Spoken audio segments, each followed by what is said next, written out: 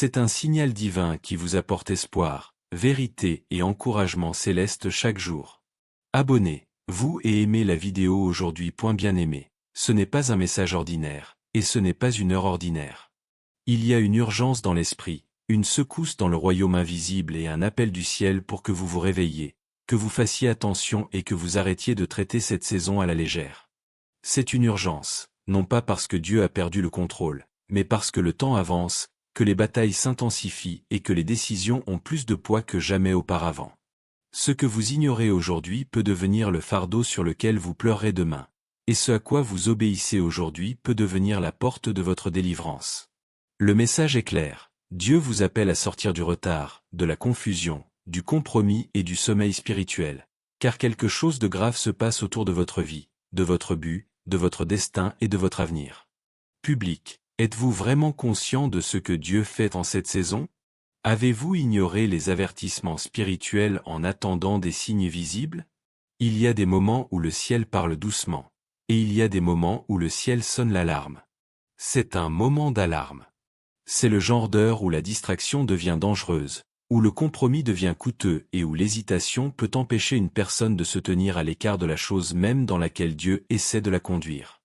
Certains d'entre vous ont ressenti de la pression, de la lourdeur, de la confusion, de l'agitation ou une résistance spirituelle inhabituelle, et vous pensiez que c'était juste de l'émotion, du stress ou une coïncidence. Mais que se passe-t-il si c'est plus que cela? Et si la pression exposait le sérieux de votre saison? Et si la bataille autour de vous était la preuve que votre prochaine étape compte plus que vous ne le réalisez? Auditoire, avez-vous rejeté la tension spirituelle comme un stress ordinaire? Avez-vous demandé à Dieu pourquoi la pression augmente au lieu de ce que la pression essaie de révéler? Lorsque le message dit « c'est une urgence », cela signifie que votre âme ne peut plus se permettre de rester tiède. Dieu ne vous appelle pas à paniquer, il vous appelle à vous préparer. Il ne vous appelle pas à craindre, il vous appelle à discerner. Trop de gens attendent que les choses s'effondrent avant de prier sérieusement, de se repentir profondément ou de chercher Dieu de tout cœur. Mais le ciel est assez miséricordieux pour avertir avant l'effondrement, pour appeler avant les conséquences et pour trembler avant que la destruction n'arrive. Dieu n'expose pas le danger pour terrifier ses enfants, il expose le danger pour qu'ils puissent se heurter à sa couverture. C'est pourquoi vous ne devez pas écarter ce moment. Il y a des habitudes qui doivent cesser, des voix qui doivent être réduites au silence et des portes spirituelles qui doivent être fermées avant qu'elles ne détruisent votre paix. Public, de quoi avez-vous toléré que Dieu vous ait déjà averti? Quels modèles dans votre vie semblent normaux maintenant mais sont en fait dangereux pour votre avenir? L'archange Michel, dans le langage des Écritures et du symbolisme spirituel, représente la guerre, la défense et l'autorité de Dieu contre les ténèbres. Ainsi, lorsqu'un message arrive sur ce ton, il donne l'impression qu'une bataille est déjà en cours. Vous ne le voyez peut-être pas avec des yeux naturels, mais les batailles ne commencent pas seulement lorsque les gens les remarquent. Certains d'entre vous sont attaqués dans votre esprit, votre confiance, votre vocation, vos relations et votre paix. L'ennemi ne gaspille pas d'énergie sur ce qui n'a aucune valeur, il combat ce qui a un but. Il attaque ce qui menace son agenda. Il résiste à ce que Dieu est sur le point d'élever. Donc, si la guerre a été intense, c'est peut-être parce que votre destin n'est pas petit. C'est peut-être parce que votre obéissance en cette heure est liée à quelque chose de plus grand que vous-même. Public, avez-vous interprété le combat spirituel comme une preuve d'échec au lieu de la preuve que votre vie compte? Avez-vous reconnu que l'intensité de la bataille peut révéler l'importance aussi votre vie intérieure? Dieu attire l'attention sur ce qui se passe dans votre cœur, car de nombreuses crises commencent en privé avant d'apparaître publiquement. L'amertume commence doucement. La désobéissance commence tranquillement. Le compromis commence tranquillement. La dépendance émotionnelle commence tranquillement. L'engourdissement spirituel commence tranquillement. Au moment où les dommages deviennent visibles, les racines poussent souvent en secret depuis longtemps. C'est pourquoi Dieu parle d'urgence maintenant. Il veut s'occuper des endroits cachés avant l'effondrement visible. Il veut guérir ce que vous avez couvert, confronter ce que vous avez excusé et nettoyer ce que vous avez normalisé. Dieu ne se préoccupe pas seulement de ce que les gens voient quand ils vous regardent. Il est profondément préoccupé par ce qui vit en vous quand personne n'est là. Auditoire. Qu'est-ce qui grandit dans votre cœur en ce moment que Dieu vous demande de confronter?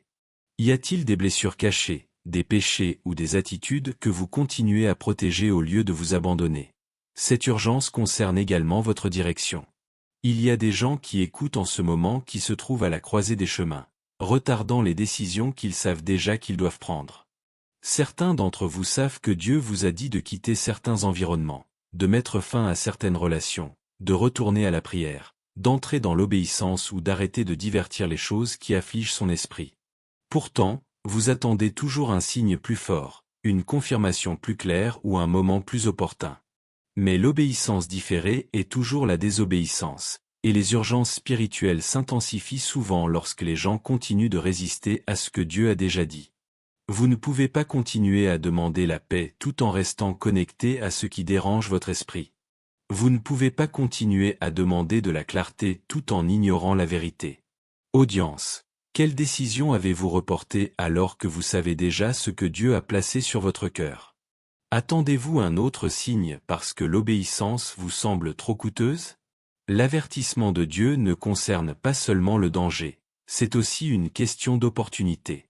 Les urgences dans l'esprit ne concernent pas toujours la perte. Parfois, il s'agit d'urgence avant la percée. Parfois, le ciel dit bouge maintenant parce qu'une porte n'est ouverte que pour une certaine saison. Parfois, Dieu dit réveille-toi maintenant parce qu'une réponse à la prière est proche, mais la personne qui prie n'est toujours pas préparée spirituellement. Il y a des moments où votre prochaine bénédiction nécessite votre attention actuelle. Si vous restez endormi à cette heure, vous risquez de manquer des instructions destinées à vous transporter dans le chapitre suivant. Dieu n'essaie pas de vous rendre anxieux, il essaie de vous alerter. Il dit ne dérivez pas à travers cette saison.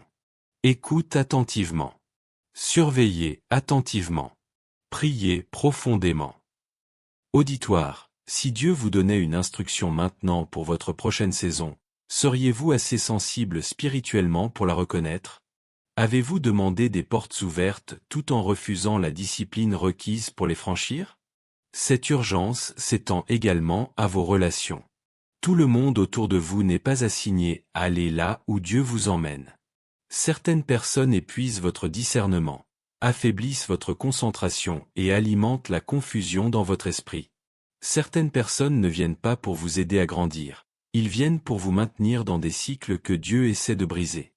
Vous devez comprendre que l'amour sans discernement devient une vulnérabilité à la destruction. La compassion sans frontières devient une permission de nuire. Dieu avertit parfois de toute urgence parce que les gens autour de vous influencent votre rythme, vos normes, votre façon de penser et votre atmosphère spirituelle plus que vous ne le réalisez. Si vous ne gardez pas votre cœur, vous pouvez appeler une distraction une bénédiction, ou appeler loyauté d'attachement émotionnel alors qu'il s'agit en fait d'esclavage public, qui dans votre vie vous rapproche de Dieu et qui vous éloigne de la paix. Avez-vous confondu familiarité avec financière pour certains, émotionnelle pour d'autres, spirituelle pour beaucoup et générationnelle pour plus que vous ne le savez? Certains d'entre vous ne se battent pas seulement pour vous-même, vous vous battez pour vos enfants, votre futur foyer, votre vocation, votre lignée et les cycles qui doivent se terminer avec vous. Il y a des choses dont votre famille a souffert pendant des années que Dieu veut briser par votre obéissance. Il y a des chaînes qui ne survivront pas si vous vous soumettez enfin pleinement à Dieu. Il y a des schémas de peur, de dépendance, de rupture, de chaos et d'instabilité qui attendent qu'une personne abandonnée se mette d'accord avec le ciel et dise « Cela s'arrête ici ». C'est pourquoi ce moment est sérieux. Vos choix ne sont pas isolés.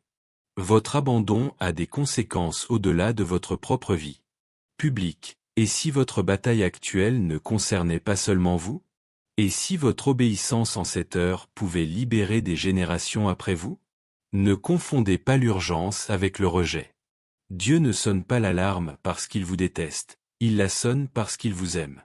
Un Dieu aimant met en garde. Un Dieu aimant corrige. Un Dieu aimant interrompt les chemins qui mènent à la destruction. Si Dieu en avait fini avec vous, il vous laisserait à votre propre aveuglement, mais parce que sa miséricorde vous atteint toujours, il parle. Parce que sa grâce vous couvre encore, il appelle. Parce que son but pour votre vie est toujours vivant, il refuse de vous laisser vous détruire sans conviction. Alors ne recevez pas ce message comme une condamnation. Recevez-le comme miséricorde. Recevez-le comme sauvetage. Recevez-le comme une interruption divine envoyée pour vous empêcher de perdre ce que le ciel a encore l'intention de racheter.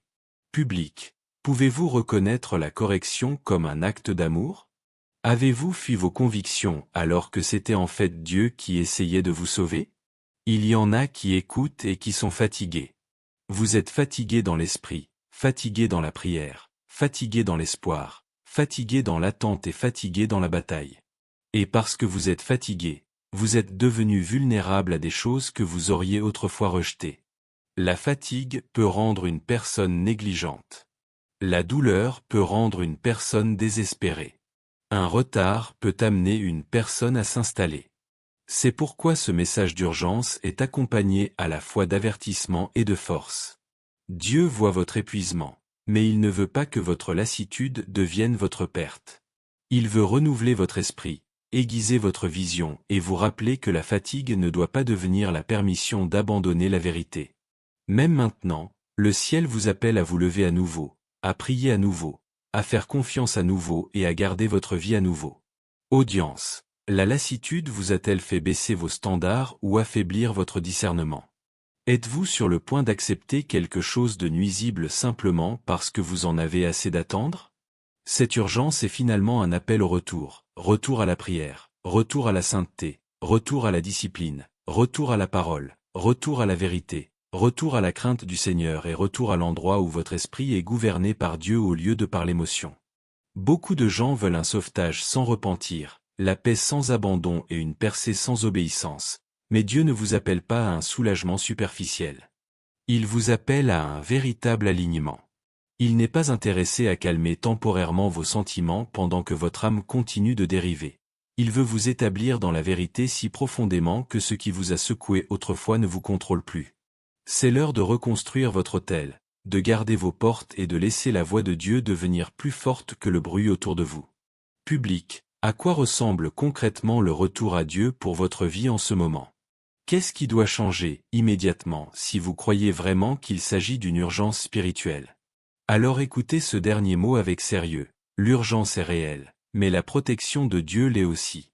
L'avertissement est urgent, mais la miséricorde de Dieu l'est aussi. La bataille peut être active, mais la main de Dieu sur votre vie l'est aussi. Vous n'êtes pas appelé au désespoir, vous êtes appelé à vous réveiller. Vous n'êtes pas appelé au désespoir, vous êtes appelé à être prêt. On ne vous dit pas cela parce que votre avenir est ruiné. On vous dit cela parce que votre avenir vaut la peine de se battre pour. Par conséquent, ne tardez pas un autre jour. Priez maintenant. Rends-toi maintenant. Coupez ce que Dieu a exposé maintenant. Revenez de tout cœur maintenant. Laissez le ciel vous trouver réactif, humble, vigilant et disposé.